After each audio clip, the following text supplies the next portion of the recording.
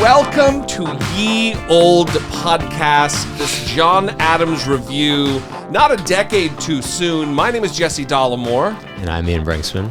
And this is the John Adams Podcast. We are going to be talking about the celebrated miniseries. Miniseries? Miniseries, yeah. People were clamoring for it. People were like, we got to hear their thoughts on it. 14 years later, 16 years, no, yeah. I thought you were saying people were clamoring for the HBO miniseries when it was released. But no, you're talking about this. No. They're talking about this. They're like, it's been 16 years. We need to hear a podcast to go over something that I kind of remember. Yeah. That is the content that I desperately need. So what I think we should do first and foremost is explain how this masterclass in how to do a review of an HBO series. A masterclass in relevancy. Yeah, that's right. How it came about. For sure. So please regale me with your interpretation of that evening at the Japanese restaurant in Adams Morgan in Washington, D.C. Absolutely. So we were having some cocktails, Jesse, Brittany, and I, and as one does, as we do. Yes. Look. I think audience members don't realize that you guys are a unit, and when you're friends with you two, I'm a unit, all right. Oh, you're quite the unit, my friend. But no, we're getting drinks, we're hanging out, and I think we just started talking about history, maybe as we're want to do. Yes, we are nerds. And then I just out of nowhere was like, we should do a podcast on John Adams, the miniseries from HBO. And I lit up because I only just rewatched this. One, I've read the book a couple of different times. Yeah. Fantastic, awesome book that the miniseries is based on. But I just rewatched it just months before, so I was like, yes, that sounds like a great idea. And I just happened to have a podcast studio. Yeah, that is nice. That was a good sort of bit of kismet. We didn't have to buy any mics or anything. Yeah. So here we are. And looking forward to it. Yeah, I was pleasantly surprised how down you were. You were very. I mean, because I had also, out of just I don't know, boredom, rewatched it myself. And while watching, I was like, I bet loves this. Oh yeah, it's got to be Jesse. Yeah. It's got all his little pleasure centers, right? Like absolutely. So many of these things. For me, it's better than watching the show that you make fun of for your run of the mill liberal that loves the Sorkian West Wing. Yes, it is. And, I think and it is I better. do. I'm not even better. ashamed to admit that I cry on like every single episode of West Wing because it represents an America that I wish really existed. Yeah, like people can get along and solving problems through legislation and executive. It's so for me it touches on those nerves, and this really does. Even this first episode. Yeah, you're definitely a Sam guy. I can tell. Yeah. And I think the DNA of West Wing is in the show a little bit, and it is interesting too because I went back and I looked through the time period this came in, and I think the politics are interesting as a result because it was filmed in 2007. Yeah, it was released in early 2008, but literally like March of 2008, right before the election, and sort of at that time where everyone was sick of George W. Bush, and there was the want and the need for that someone who is big with, he might not be the most charismatic guy, he might not even be the best looking, but God damn it, he has the best ideas, and he is going to let us know. And being John Adams. Yeah. And potentially Hillary Clinton too. I think in that time in 2008, there was some thought about that. Well, I mean, obviously she didn't get the nomination that year. Barack Obama did, but she was like the heir apparent. The heir apparent, exactly right. Right. Yeah. Until it went down the other way. Until things, we don't need to get into that. I think there were Sorkian-esque tropes that certainly informed this about liberalism and democracy and some of these broader terms that really don't get defined the way that they should. There's that. Liberty. Yeah, but also some Sorkin stuff about compromise, about being not going too radical. Right. About things like progress, but not too fast. Right. Yeah. And respecting the rule of law. Yeah. And institutions and norms. Yeah. Of course. Yeah. So let's start with this. I'm going to be talking a lot about, because I kind of zeroed in on some of the things that they got wrong, and I'm going to talk a little bit about that today. But this isn't going to be like a shitty critique of hating on the show. We like the show. But you know, there's things to point out, and we're talking about a very flawed man, John Adams.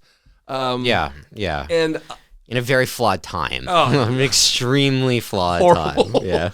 So it opens up, the first episode, it's called Join or Die, and it opens up with John Adams riding in. By the way, spoiler alert. There's going to be spoilers. Yeah. If you need a spoiler alert announcement for a show that was filmed in 2007 and released in 2008, maybe hit yourself on the head with a seatbelt buckle, because... And, you know, once you're lobotomized, as Jesse suggests, follow along. We would actually really like that. Like, that's the hope here. And if you have comments or questions, you can email info@johnadamspodcast.com. And we will field them. We'll do listener communication as we do on my other podcast and on my YouTube channel. We're looking forward to that. And you can even call in. We don't have a specific Google Voice number yet because I couldn't figure out how to get it set up. It's fine. You know, it is. We're just going to go with 714-576-4054, which is the number for my other show. And we will field calls. Also, I should probably say, for those who don't know me, I am Team Ian on Twitter. You've heard my voice before. This is the first time you're seeing me, probably. I am another very Sorkian experience. Yes, for sure. I, as I've said many times, despite how I sound, I am not a Ben Shapiro-looking man. Not saying I could like hold my own. I'm obviously a soft boy, but like I have some mass. Some level of height. You're 6 foot plus. Yeah, that's true. That's not true. Shapiro stature. Yeah, no. So the episode opens up. It opens up in 1770 with him coming back from some trial that apparently he lost. And they march right into the Boston Massacre, which happened in March of 1770. And this is where, using filmmaking devices and story device to get his point of view across and who he was and what was going on at the time, they really put him in the mix on a ton of shit that he had nothing to do with and wasn't there, such as the Boston Massacre. Yeah, and it was a very arresting way to start the show. Like, very cool. Because like Jesse says, like, everything is lit naturally. There's no lighting. It's very dark. He's coming in. There's very subtle signs that things are off. You see like broken windows. You see little like revolutionary pamphlets. But he just goes home and he sits there, and all of a sudden he hears someone yelling, "Fire, fire." Yeah. And then he runs out, and the camera's with him, and you kind of go with it. It's very frenetic, very high paced, and it's... Yeah, you don't know. No one's like, this is the Boston Massacre, because that's not what they would say. Until he hears the gunshots, when the frozen pump doesn't work. Right. But very cool way to start. Very action heavy. I enjoyed that quite a bit. I like it. I mean, I am... Like, some of the things that bum me out when you have a historic piece and they don't follow history, I get that they have to do that in order to create a flowing narrative that works so people can understand what's going on. But, it's not great. We'll get to some of those things. Sure. And I thought this was him. Correct me if I'm wrong, but was Sam Adams then also there in the show? Is that how they showed it? That's right. Yes. Played by the immaculate... Well, let's step back. Jesse and I are both. We are devotees of the god. Our boy, our special boy, Paul Giamatti. Yeah. This year... Coincidence that we're doing the show and he's gotten an Oscar nod this year, but a brilliant, for me, maybe top 10 actor, top 15 actor of all time. I mean, just a spectacular performance in this show. Yeah, and we were talking about this off mic, but of his generation, it's him and Philip Seymour Hoffman as the two guys, right? Yeah. Like, these two, they don't look good. They shouldn't be as charismatic and leading man as they are, but because they have so much of that riz, because they are such a presence, despite that, they are leading men, and you can't take your eyes off them, and God, what a role. What a performance. Yeah, I mean, aided by costume and lighting and makeup and sets, there was no better choice than Paul Giamatti for this role. No, when I read about John Adams' historical figure, and I see the despicable Jefferson Press calling him a hermaphrodite. And Yeah. this will come up. I picture our sweet angel boy being called that, and I get sad. Our sweet angel boy. So the Boston Massacre took place in early March 1770, which is the day he rolls back into town. He runs over there. He interacts shortly with Sam Adams, his cousin in real life. That's true. Played by the great Danny Huston. Yeah, amazing. Who's always a villain, so as soon as I see him, even though he's not a villain in this, I'm like, fuck. Yeah, but F that guy. Yeah, come on. Okay. We're a couple of. This is an adult. That's show. If your kids are really interested in the show, Yeah. This is us after dark. It's the other element. I guess we'll just roll in here. We don't really have a plan. We have notes here because we took them on the episode, but I don't know what you wrote down. You don't know what I wrote down. They really did, and this is the other thing that they got wrong, is they painted this tension between Samuel Adams and John Adams as though they were political rivals, as though they didn't share the same opinions about revolution, or at this time it wasn't revolution. They just wanted a fair shake from the British government. They looked at themselves as loyal British subjects who were being mistreated by the Parliament and by the Crown, and they just wanted to get a fair shake. Yeah, I think that's generally fair. I think I don't think at this point they were talking about like revolution. There certainly wasn't a plan to overthrow, to declare independence and have at this a war point. Not with in Britain. 1770. No, for sure not. It was tensions had risen. Yeah. I mean, you had the Sugar Act, and then in 1765 you had the Stamp Act. In 1766 or 67.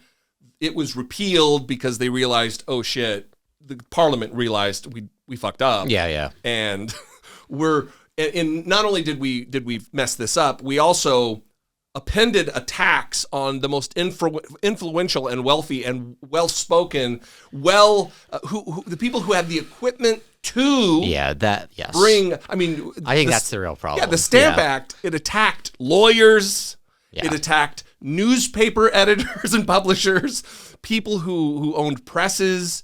It also was like playing cards and shit like that. But it was just bad strategy on the part of the Brits. Yeah, from the get-go. I think they misunderstood some things. And the other thing too to keep in mind, like the English Enlightenment had just happened or is in the process of happening. Yeah. So all the rich fancy lads are reading that and they're like, "You're right. I am John Locke, and I am endowed with these natural rights, and I shouldn't have to pay taxes." And so, I think there was. I think that's an oversimplification of not wanting to pay taxes. Because it wasn't necessarily not wanting to pay taxes. It was look, they were fine with taxation, but they wanted a say in it, and there was no say. I think that's part of it, but I also think that maybe not so much at 1770, but certainly as it went on, like Absolutely. This stuff became a after the fact excuse. Yeah. For what they really wanted was to like, well, I'm really into Enlightenment. I want to give it a try. Let's do a civil war and see how it goes. Yeah, right. Like, I mean, ultimately, that's where we got. But it was a slow burn up to that point of rebellion. Yeah, and that gets us back to the Sam Adams, John Adams. They were both in league, lockstep with one another 100%. about this. 100%. In fact, there was a quote when John Adams has taken this thing to trial or agreed to take the Captain Preston and these other soldiers, the redcoats to defend them in this trial, and Samuel Adams says to him, I actually wrote it down. He says, This is not a time for showing how clever you are, cousin. This is a time for choosing sides." Oh, wait. I think I might have written down his response to that. Come on, Ian. You got this, buddy. I think it was something about the rule of law. Yeah, it's it basically was like the only side I'm on is the rule of law. Yeah. Right. Yeah. Sorkian. Very Sorkian. Right. But also, he was a lawyer, and this was, his calling in life, and he dedicated much of his life to it. And I think it probably was something that was real near and dear to his heart. And he was known to be an insufferable prick who really was like a very pedantic, just annoying guy. And and like all like really very insecure. Very insecure. And like pedants make good lawyers, right? Like, and like, you might not be someone who's like good to be in a party with. I don't want to hang out with you. But if you're like obsessed with legalism and that, like, you're a damn good lawyer and good for this. So yeah. So it's interesting. There's some factoids that they really brushed over. They show it on screen, but don't give any explanation whatsoever. And it's when either John Adams rolls the guy over or he watches the man fall, and it's Crispus Attucks, who was, by some accounts, the first casualty of the American War for Independence, a black former slave. I don't know what the nomenclature is, whether to call him an escaped slave or a runaway slave, but he had found refuge in Massachusetts, and he was the first fatality of the war, or what ended up being the war. And a lot of people don't know that. I didn't know that. Yeah, it's they show it on screen, but they don't name him. They don't say anything about him. So John Adams takes this case to court, and first before he takes it to court, like he's asked to bring court, at least in the show. No, that's correct. It is the next day, because he wasn't there. That's the other thing. He wasn't there. There was no tension between him and Sam Adams. They were absolutely in lockstep politically. Yeah, and they wouldn't be there, right? Like they wouldn't. These two kind of wealthy, well-to-do Boston guys. Sam was actually quite wealthy. John was less so. I think he was a little more wealthy than they showed in the show. But well, he also Sam Adams was. Absolutely kind of a radical. He was a revolutionary. Yes. He had sent in 1768 a thing called the circular letter that they circulated throughout the colonies to kind of raise the profile of this action and to try to embolden people's patriotism for the colonies and for what their cause was. So he really was at the root of the American Revolution. He doesn't get enough credit for it, as far as I'm concerned, is Samuel Adams. Yeah, I think that's absolutely right. But so that he wasn't there. I mean, Samuel Adams may have been there. I'm not a historian. I don't think so. I've never read that he was there. But it was the very next day when they knocked on his door. Yeah, they knocked on his door. It was a friend of Captain Prescott's, another Irishman. He said, he was bloodied. I thought it was actually a pretty arresting scene. Yeah. Bloodied. Obviously, the local Bostonians showed that famous Boston warmth that they're known for. And yeah, he said that no one else is taking his case, and you're known to be an honorable man, John Adams. Can you meet with him?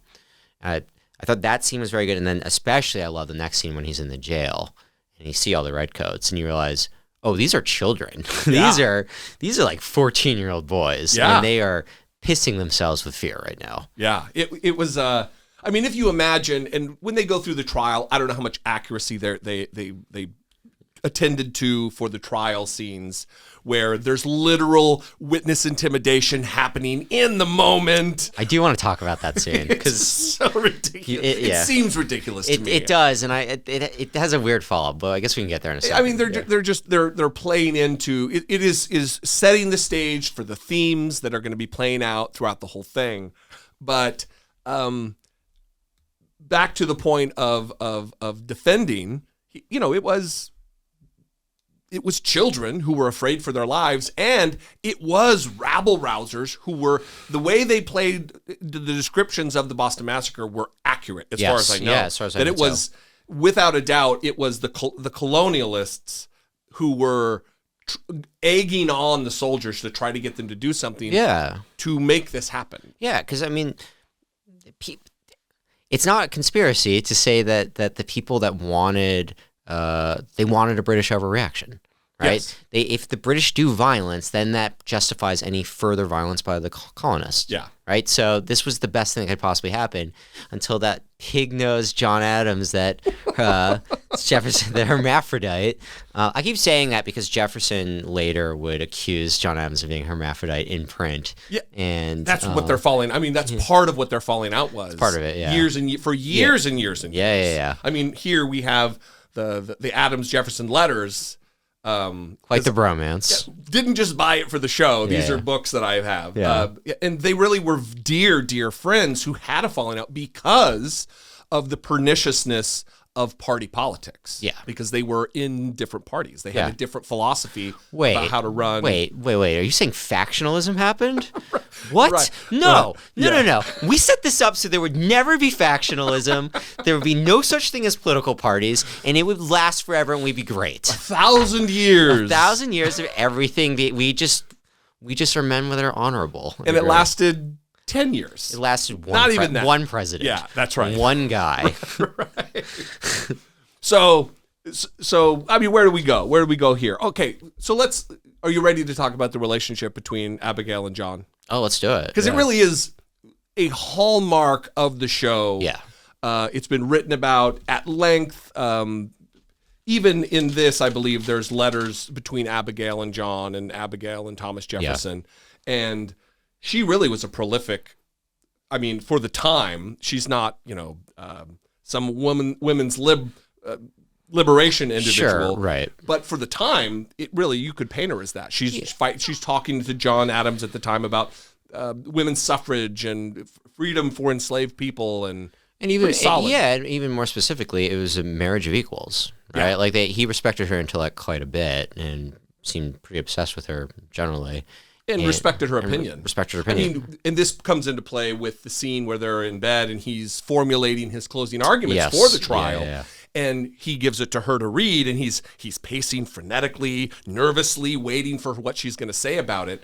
And she very gently, because she knew her role, she's the wife, she's like, I would never presume, or whatever she says. It's like, I got the vapors. It's not like that. Yeah, but like tongue-in-cheek a little bit, right? Like there was far be it from me to give you advice on how to comport yourself in a courtroom or something like that. Right. And he knew. He knew. And he changed what he did. And it was very funny because she's like, I don't think you need all these quotes.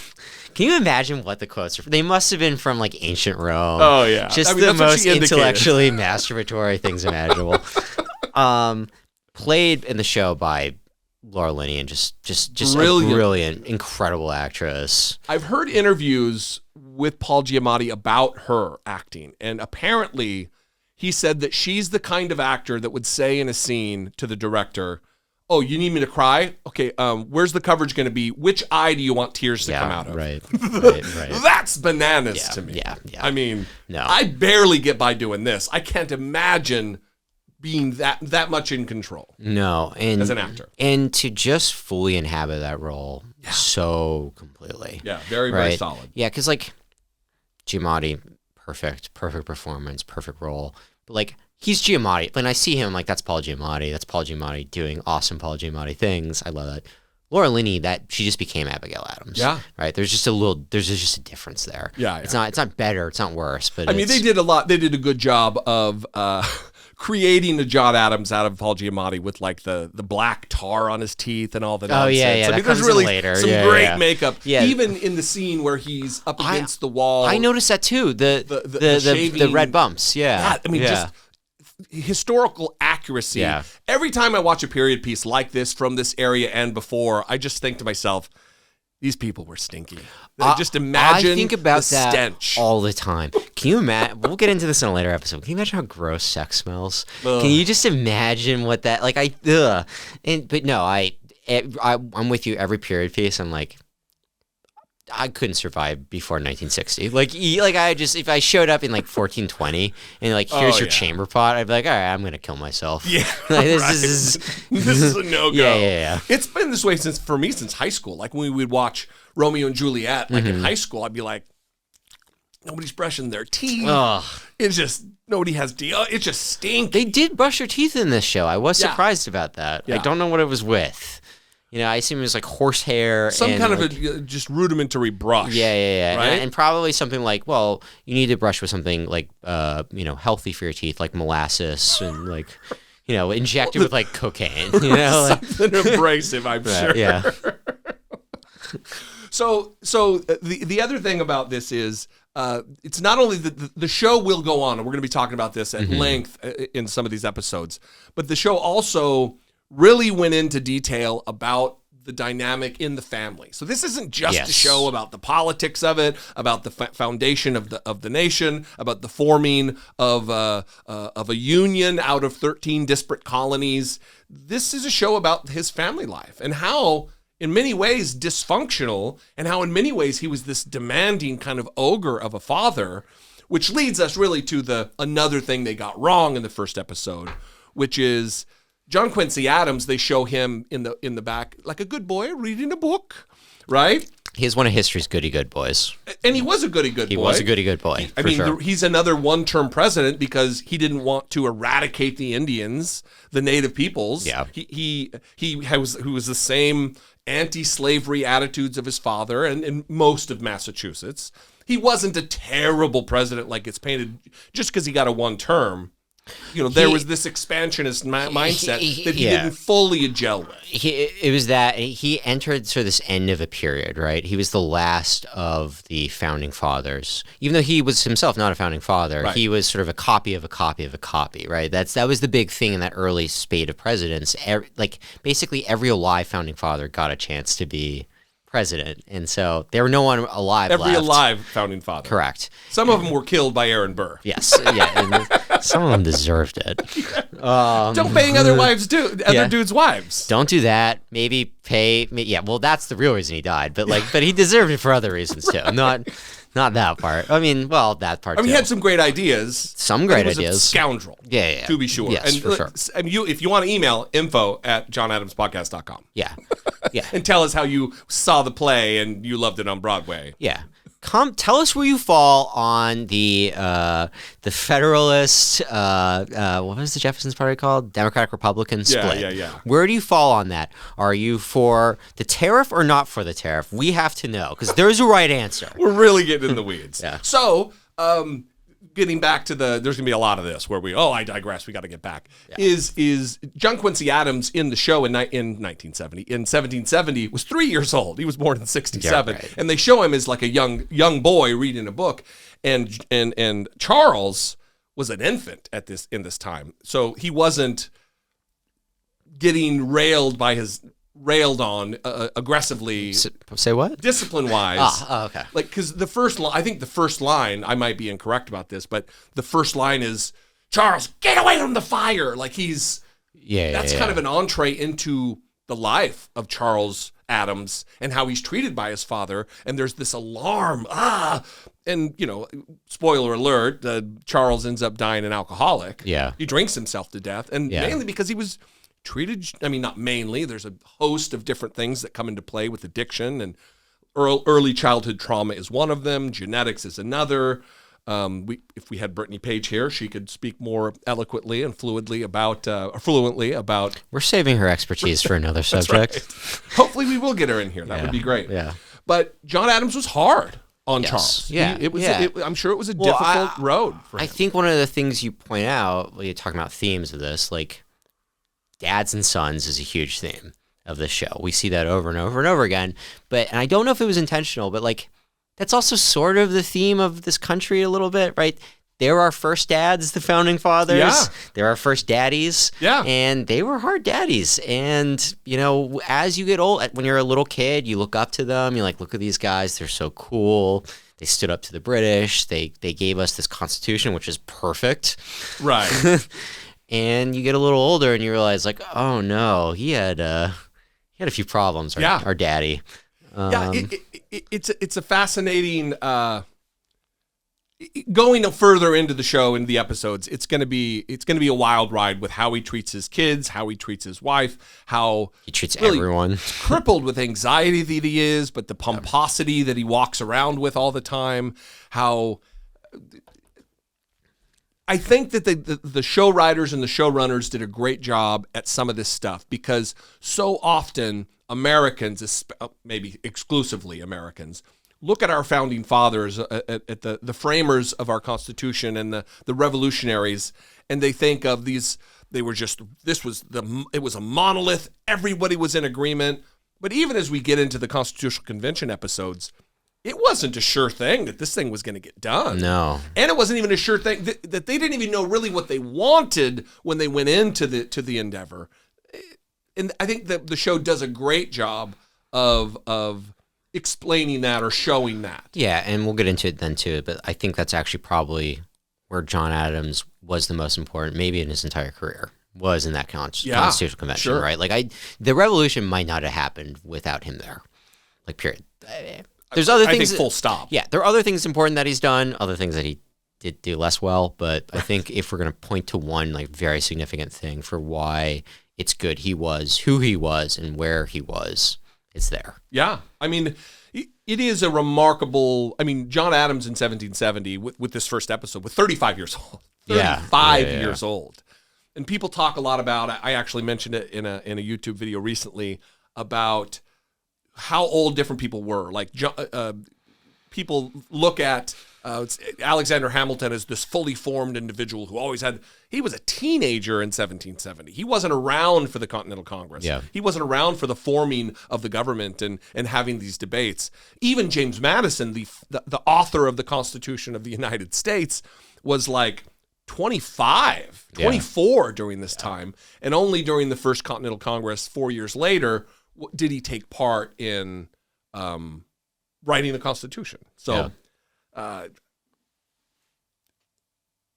it's just very telling to me that the creators of the show had a mind for what is actually going on and to try to depict the nuance of it. I mean, in some ways they didn't get it right, but I'm going to give them as much license as they need. Right. Because, I mean, like, at some point, a lot of this stuff is just like guys in rooms, right? And that's not that interesting, right? So I don't have a problem if they put Adams in the either the Tea Party or the Massacre because they're visually arresting, they're interesting. Yeah, well, that's a great example. Because when they tarred and feathered the guy, that whole thing is bullshit. But that's not how tarring and feathering worked. It wasn't hot tar like the hot mop, like in Shawshank Redemption, where they've got the hot tar mops. It wasn't black. It was like pine tar. Yeah. It wasn't a painful, life-threatening burn that. It was more for humiliation's sake. Yep. And John Adams wasn't there, although he found mob violence distasteful, certainly, but he wasn't there in the moment. But as a storytelling device, it works great. Yeah, and we'll talk more about it because I have opinions on the Boston Tea Party. Let's just say I don't agree with the general consensus of it. Yeah, well, we'll get into it. Yeah. Do you have other? You took more copious notes than me. I mean, I did, but they're kind of my normal quality, so I wouldn't take too much from them. I just write like Dutch angles, things of that nature. Let's talk about that. Let's talk about the goddamn Dutch angles. Yeah. So as a creator of content. Like, I don't play into this is not my wheelhouse, right? No, but you have. To take the listeners and the viewers inside the game, like you have a nice setup. Like you understand like shot composition, lighting, things like that. I know just enough to know how to do it. Yeah, but I don't understand, and I realize some shots are shot the way they are to put the audience at off kilter. Yes, so they're not at ease. Like, oh, something's.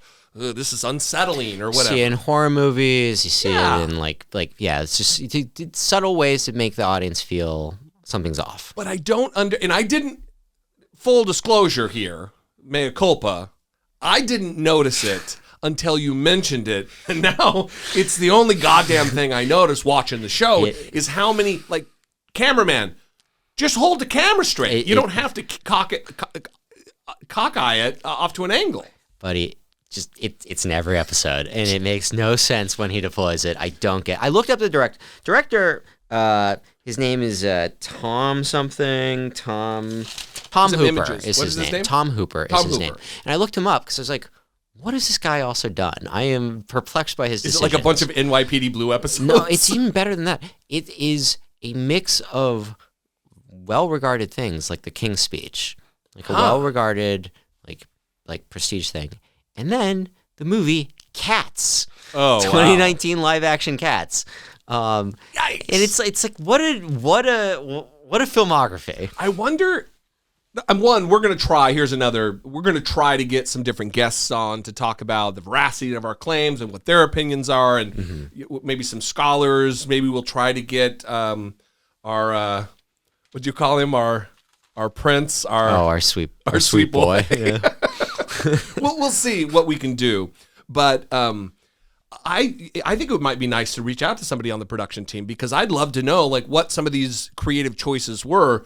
There's a scene in the first episode, since we're going to go episode by episode here, and I'll try to get screenshots to put up for YouTube. By the way, if you're listening on the podcast, just audio, there's a version on YouTube as well.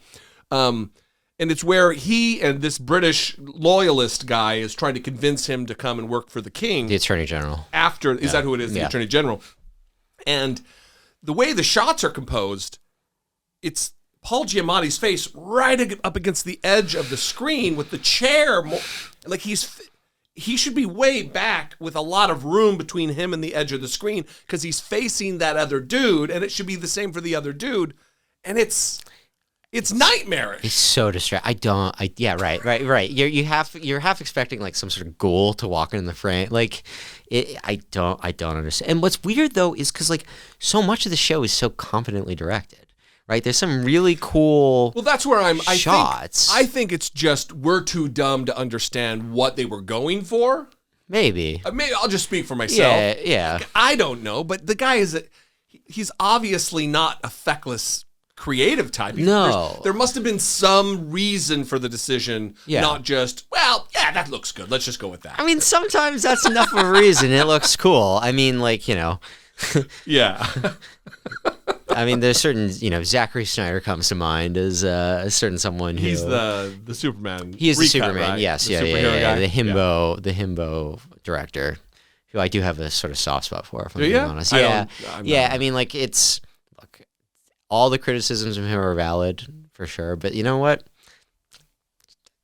I sometimes just like the slow-mo muscular men kind of doing cool stuff. What can I say? Who doesn't like good slow motion? I'm a simple man, Jesse. And Superman, that's the problem with, and obviously this is not the wheelhouse here for the show, but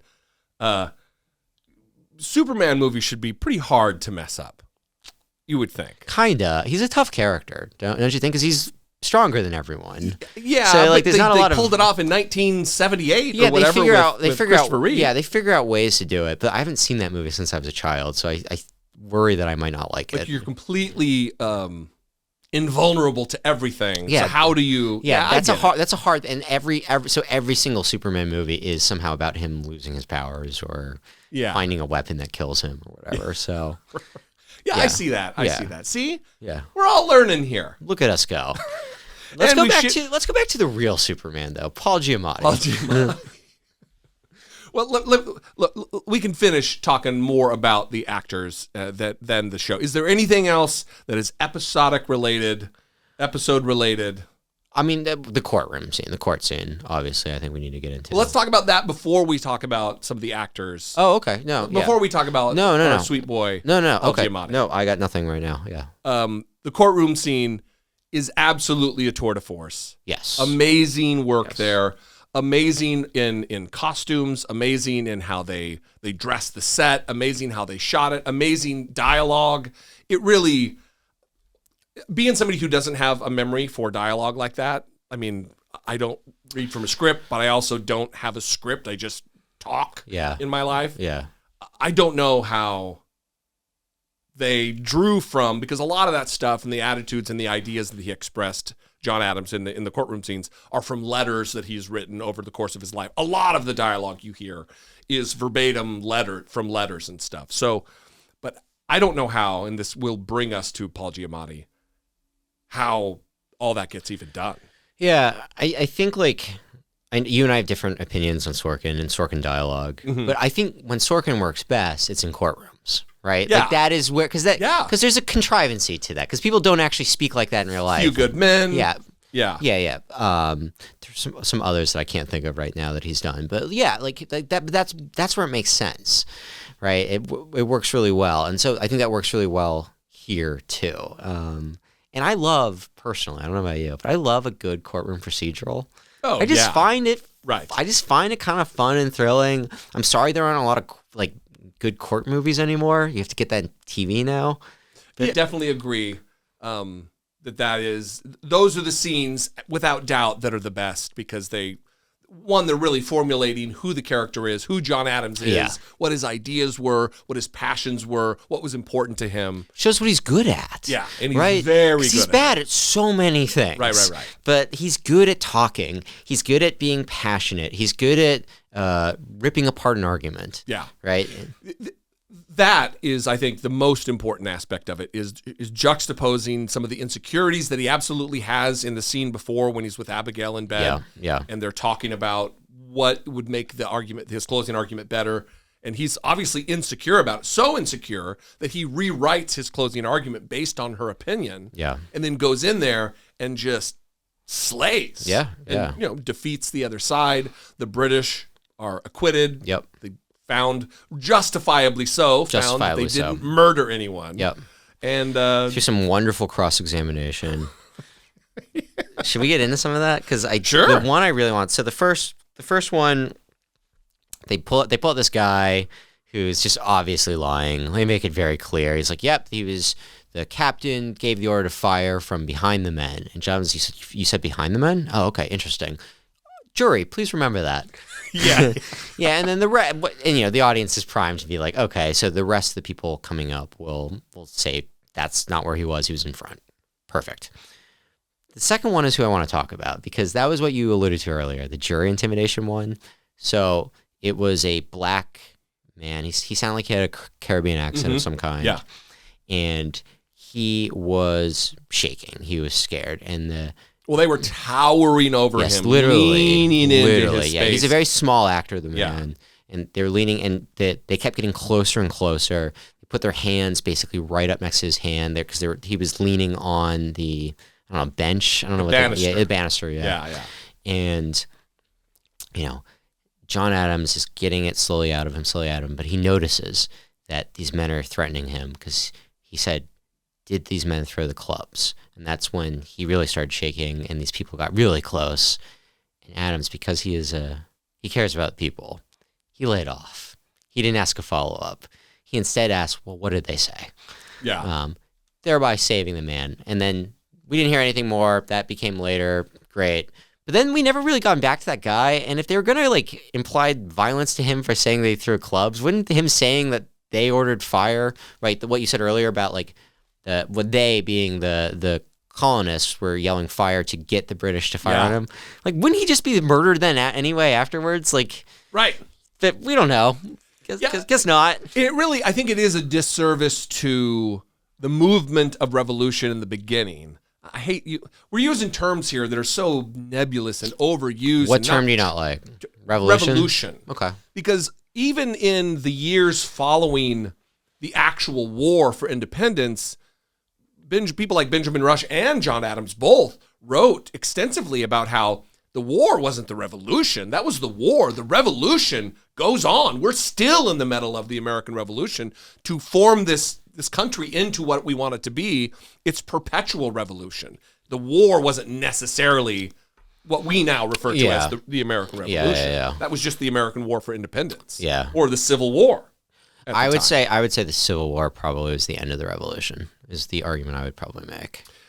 Unfortunately, maybe so. I mean, still, there has been revolutionary times through the civil rights era and some of the hard-fought freedoms and liberties that we've earned over the course of 250 years for, disparate minority groups and oppressed groups, historically oppressed groups.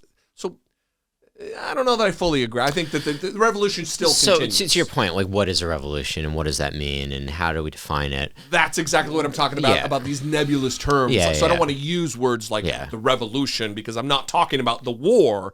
I'm talking about the movement. Mm-hmm. And I think they do a disservice to the movement, the revolution, when they paint these characters as only thugs who were ready to kill anybody who disagreed, when that's not what the movement was born out of at all, in my understanding of it, especially with people like Samuel Adams, who, while he was radical and he was a galvanizing force in this movement and was a brilliant propagandist by any estimation, they weren't necessarily just beating everyone who they didn't agree with. But, there's a lot of scholarship in Civil War theory, which is a good way to think of the American Revolution as a type of Civil War. Are you going to drop your No. We're not doing that shit. But what I'm saying is letters, my letters. But basically the idea is that you need thugs to help, right? Sure. Right, and those thugs, they could be true believers, or they could just like being thugs. They could just like being violent. This is no more prescient than right now, no more relevant than right now with the insurrection on January 6, 2021. It wasn't the elites out there storming the Capitol. It was the toothless, low information Fox News, Newsmax, OAN audience who did the dirty work for the elites in Donald Trump. Yeah, and but the only slight difference, maybe not all of them, but I think a lot of them were true believers on January 6th, right? But also, there was for sure your thug element. Yes, for sure. There was a component of that crowd that did not vote for even Donald Trump. They didn't vote. They're just in it for the chaos. Yeah, yes, absolutely. Maybe not the majority. No, right, but certainly enough of them to be mentioned. Yeah, I totally agree. So yeah, I think that's maybe I'm doing the thing that I'm chastising others for doing and painting this broad brush about the groups when there probably was an element of just being dicks. I mean, I don't think you need to be nuanced about the people who are like, taking shits in the in Congress. You know what I mean? Like, I think you can. No. I'm talking about back to the. I hear what you're saying. To the founding period. Yeah. I hear what you're saying. I think my opinions about the insurrection and Donald Trump are well documented. Oh, really? Yeah. I don't know if you know what I do. Where would I be able to find those opinions, Jesse? It's just Google. You'll find it. Yeah. So some of the casting choices here, amazing. We're not even going to get to some of this, but like Justin Trudeau was John Hancock. Justin Trudeau? Not Justin Trudeau. What's his name? Theroux. Justin Theroux. Oh, was that? Yeah, that's Justin Theroux. I didn't even realize that. He's John Hancock. Oh. Which, speaking of the tar and feather scene, he's the ship owner. He's the ship owner. And he was, I believe, the first governor of Massachusetts, like in American times. Yeah. A solid job done by that. He actually was the chair of the convention when in the future episodes. And the British custom official was right. He was very much a what's the word when you steal things and bring them into? He was a bootlegger. Yeah. No, very accurate. That was 100% what his business was.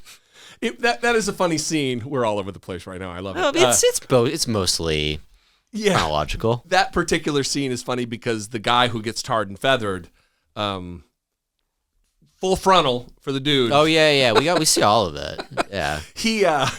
He turns to run down the ramp off the ship and like just plows into like hundreds of dudes. Like he's gonna get away. What's he trying to do? I didn't understand. I mean, look, he's flight or fight went in. He knew his little penis was about to be shown. He got wrecked. Yeah, he didn't want it to happen. Yeah. No, but I don't know if they did this intentionally. But like everything he was accusing John Hancock of was 1,000,000% true. Yes. Right. He was absolutely like just running in illegal Dutch tea. Like the British, like so we'll get into this now. The thing. So the Boston Tea Party, it was not about taxation without representation. That is complete horseshit. What the Boston Tea Party was about, that everyone, especially Hancock, was upset with, but also Sam Adams, because he also was a bootlegger, was they were bringing in Dutch tea, and it was very expensive. So to your earlier point, Parliament messed up, and Parliament was like, okay, these colonists are mad. We know. We'll lower the price of tea. This will make them happy. Now they'll be paying less for tea than they were before. But you could only buy from the East India Company. It was a monopoly. It was an artificially arbitrary. It was imposed upon. But the reason that the people in Boston were so mad about it is because they were already operating their own black market monopoly. Right. And so this would undercut their profits. So that's why they were so pissed off. Yeah. And then they would do this. And then on top of that, they did it dressed as Native Americans. That's something I don't. They're very like racist. What was that behind that? So then they wouldn't get blamed, and that maybe the local natives would get killed. Not all of them were dressed as indigenous people. I mean, like I think probably some cocktails were had. I don't think this was maybe the best conspiracy of all time. It was a lot of tea too. Like it was a shitload. Today's dollars is like $2.5 million or so. Yeah. I think that number comes to mind. No, that sounds right. And that's a lot of tea, man. But like we were saying before, it was a great propaganda victory because then immediately that became a rallying cry. Yeah. But the scene where they made it like seem like this was a great injustice, it was not a great. No. These were rich guys upset that their bottom line was getting messed with. And they wanted to make an example of it. Sure. But good on the founding fathers for not letting a crisis go to waste. Well, it goes to convincing arguments and propagandizing things, and that wasn't the culminating event that like, all right, we're done. This is it. It had been building, like I was talking about earlier, from the 1750s, but certainly the mid 1760s, with the Sugar Act and the Stamp Act, and then when they repealed the Stamp Act, the British Parliament passed the Declaratory Act, which said, yeah, we're gonna repeal the Stamp Act, but we still have all the rights to tax you all that we want.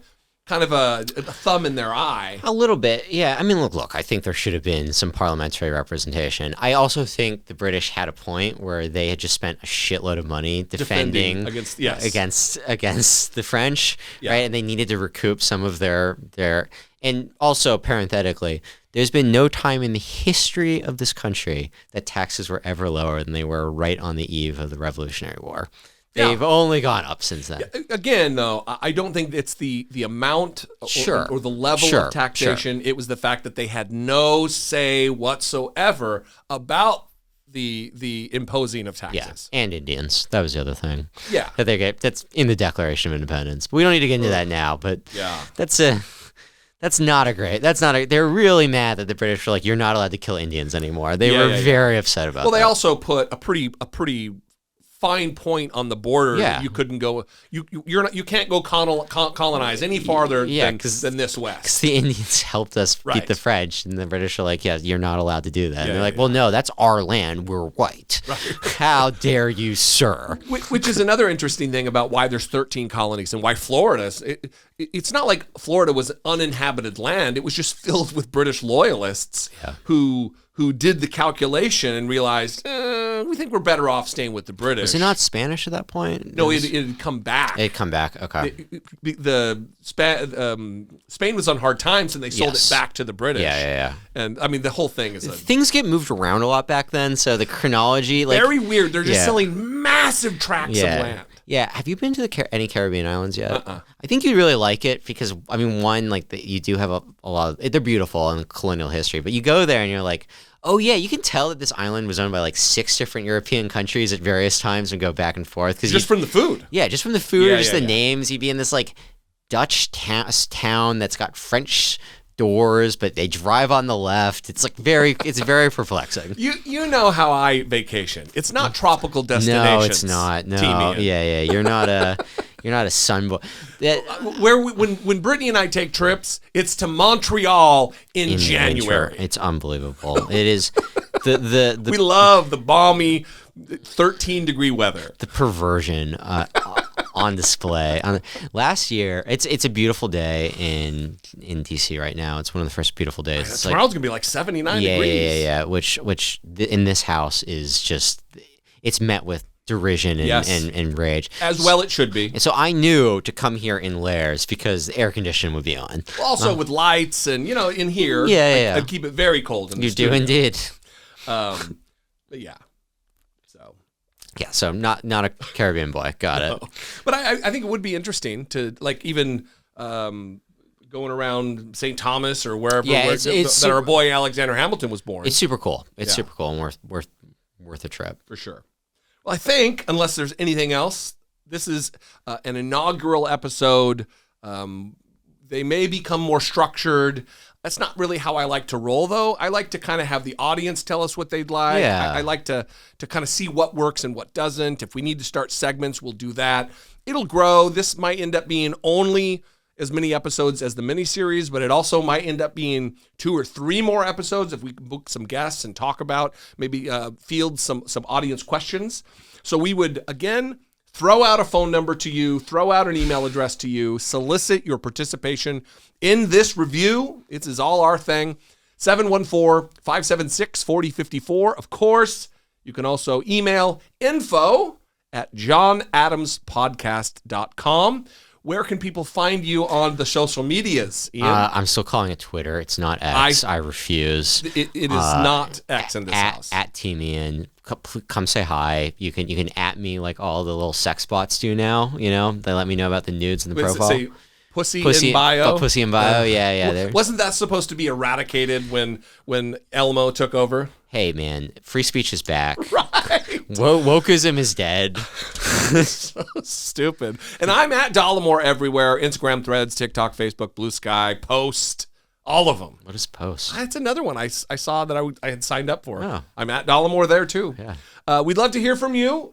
We don't have a Twitter or anything yet, I don't think. I don't know. We don't need that. I don't think we need just that. Say hi to just DM me.